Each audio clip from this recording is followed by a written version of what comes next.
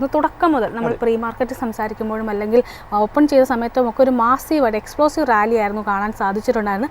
പക്ഷേ ഇൻട്രാഡേയിൽ ആ ഒരു നേട്ടം എല്ലാം തന്നെ കൈവിടുന്നു, ഒരു പരിധിവരെ കൈവിടുന്ന ഒരു സ്ഥിതി കണ്ടിരുന്നു. പക്ഷേ ലാസ്റ്റ് മൊമെൻ്റ് ആയപ്പോഴേക്കും വീണ്ടും ഒരു റിക്കവറി നമുക്ക് IT ഇൻഡെക്സിൽ കാണാൻ സാധിക്കുന്നുണ്ട്. സോ IT ഇൻഡെക്സിൽ ഉണ്ടായ ഒരു വോളറ്റൈലിറ്റി എങ്ങനെയാണ് അനലിസ്റ്റുകൾ വിലയിരുത്തുന്നത്?